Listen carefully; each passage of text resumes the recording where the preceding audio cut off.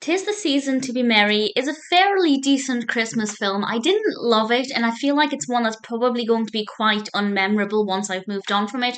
But the actual viewing experience wasn't too bad. This was released in 2021, directed by Gary Yates, and written by Jen Kirkman and Duane Poole. And we have Rachel Lee Cook as Mary. We also have Travis Van Winkle as Adam.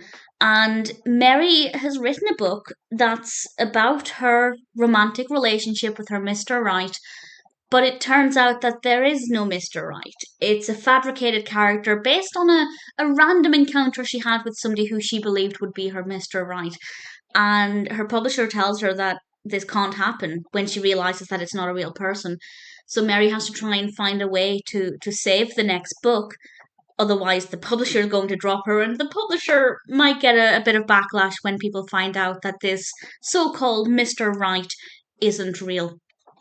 And Mary takes time away over the holidays to think about this, to spend time with various people who she's close to. And then we have, of course, a romantic interest, and whether or not this romantic interest becomes the Mr. Right she's looking for, and then she can just pretend that that's who the book was about, or if she has to find a different angle for the book. I'm not going to say, but it was interesting enough.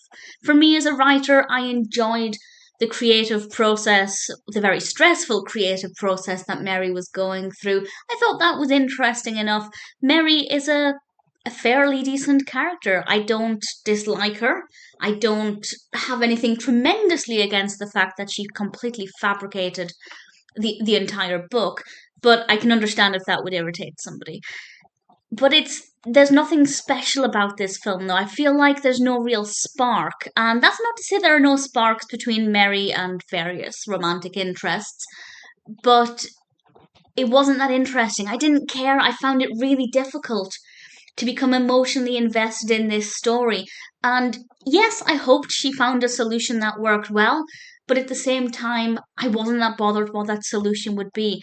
It is quite festive. It's definitely a very Christmassy film, and that part of it I liked. We have some gorgeous lights, very wintry costumes, definitely has strong festive vibes.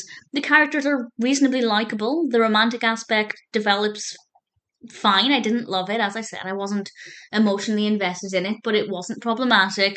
And the narrative revolving around the book was interesting enough to keep me watching. But it's just missing that magic. It's missing that spark. It didn't give me that warm, fuzzy feeling that a lot of Christmas rom coms do. So I would recommend it, but it's not going to be at the top of my list of recommendations. Not even out of all of the Christmas films I've seen this week alone. It's quite far down that list, but it's still watchable. So if you're looking for a Christmas rom com that you haven't seen, and the premise for this one sounds like it might appeal to you, then absolutely give it a go.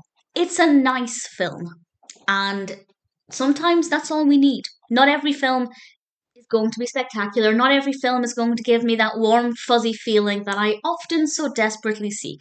I enjoyed it well enough. I probably won't remember much about it very quickly, but the experience wasn't too bad, and if it sounds like your kind of film, then it's probably worth checking out.